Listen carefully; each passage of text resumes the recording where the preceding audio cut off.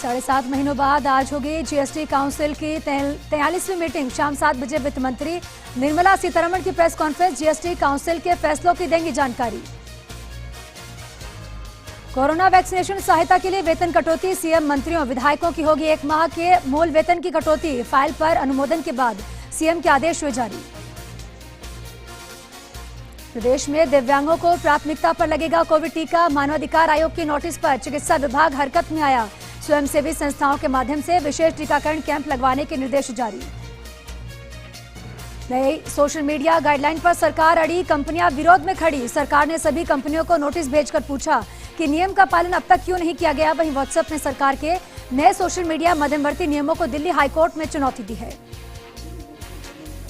भारत को सौंपने की बजाय भगोड़े मेहुल चौकसी को वापस एंटीगुआ बारबुडा भेजेगी डोमिनिका सरकार। बता दें, चौकसी पंजाब नेशनल बैंक से 13,500 करोड़ रुपए के ऋण धोखाधड़ी के मामले में वांछित है। जून से आम लोगों के लिए अपोलो अस्पताल में मिलने लगेगी रूसी वैक्सीन स्पुतनिक वी। वहीं भारत 60वां देश है जहां रूसी वैक्सीन लगाई जा रही है। भारत सरकार ने यूजर को सोशल मीडिया पर कोविड-19 वैक्सीनेशन सर्टिफिकेट शेयर करने के खिलाफ चेतावनी जारी की। वैक्सीन सर्टिफिकेट में निजी जानकारी जैसे नाम, उम्र और लिंग होते हैं जो कि धोखेबाज उसका गलत इस्तेमाल कर सकते हैं।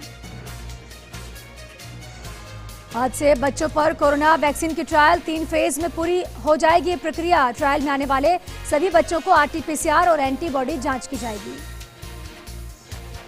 संयुक्त राष्ट्र महासभा के अध्यक्ष वोल्कम बोजकीर कश्मीर पर आए पाकिस्तान के साथ बड़ा बयान दिया। कहा कि पाकिस्तान को जम्मू कश्मीर विवाद के मुद्दे को संयुक्त राष्ट्र के मंच पर और अधिक मजबूती के साथ उठाना चाहिए।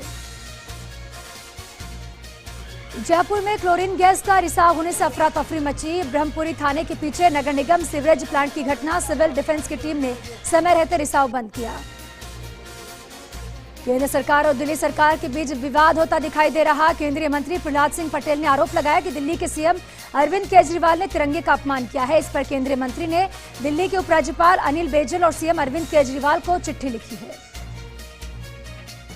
चक्रवाती तूफान यास ने कहर ढाया। आज तूफान प्रभावित इलाकों का एरियल सर्वे करेंगे पीएम मोदी, रिव्यू मीटिंग भी करेंगे पीएम मोदी। विदेश मंत्री एस जयशंकर ने डेमोक्रेटिक और रिपब्लिकन दोनों ही दलों के प्रभावशाली अमेरिकी सांसदों से मुलाकात की। वैक्सीन सहयोग और क्वाड पर चर्चा हुई और जयशंकर ने कहा कि संबंधों को मजबूत बनाना होगा। 12वीं बोर्ड परीक्षाओं को लेकर सुप्रीम कोर्ट में सुनवाई टली। अब 31 मई को होगी परीक्षाओं को लेकर सुनवाई। एससी ने याचिका की कॉपी सीपीएसई के वकील को देने को कहा। देश में 44 दिन बाद सबसे कम मामले आए हैं। 24 घंटे में 1,86,364 नए मामले सामने आए और 3,660 संक्रमितों की जान चली गई। वहीं 2,59,459 लोग कोरोना से ठीक हुए। प्रदेश में कोरोना को लेकर सुखद संकेत गिर रहा। मरीजों का ग्राफ बीते 24 घंटे में सामने आए। 3,454 नए पॉजिटिव केस, 85 मरीजों की मौत हुई। प्रदेश में ब्लैक फंगस का आंकड़ा बढ़ता ही जा रहा। राजस्थान में अब ब्लैक फंगस के पीड़ितों की संख्या 1100 पहुंची। राज्य सरकार बेहतर इलाज के प्रयास कर रही। उधमपुर के बटल बलिया इलाके में केमिकल फैक्ट्री में भीषण आग लगी। आग बुझाने में वायुसेना की भी मदद लेनी पड़ी। हालांकि कोई जनहानि नहीं हुई। फैक्ट्री स्वाहा हो गई। भारत में कोविड मरीजों में म्यूकोरमाइकोसिस के बढ़ते मामलों के बीच एक और फंगल इन्फेक्शन सामने आया है। इस फंगल इन्फेक्शन का नाम है एस्परजिलोसिस। कोरोना से संक्रमित हुए व्यक्ति और इससे रिकवर हो चुके व्यक्तियों को ही सबसे ज्यादा ये प्रभावित कर रहा है। प्रदेश में नौतपा का असर दिख रहा। कई जिलों में भीषण गर्मी का प्रकोप दिखा। जैसलमेर जिले में पारा 45 डिग्री के पार पहुंचा।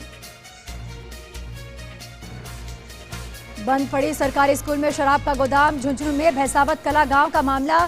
प्रशासन ने हथकड़ शराब और सामान को जब्त किया। अलीगढ़ में जहरीली शराब पीने से 7 लोगों की मौत हुई और कई लोगों की हालत गंभीर बनी हुई है। सीएम योगी ने आरोपियों पर एनएसए लगाने का आदेश दिया है। ग्रामीण क्षेत्रों में फैल रहे कोरोना को लेकर गंभीर। सरकार अब तक 2.60 करोड़ घरों का डोर टू डोर सर्वे किया। 12 लाख लोगों को आईएलआई लक्षण नजर आए हैं।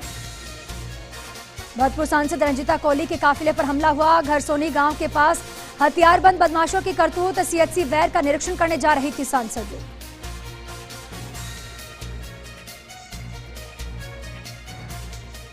राजसमंद सांसद दिया कुमारी की अहम जिम्मेदारी मिली है। यूएन मामलों के ब्यूरो ऑफ आईपीयू स्थायी समिति के सदस्य बनाई गई।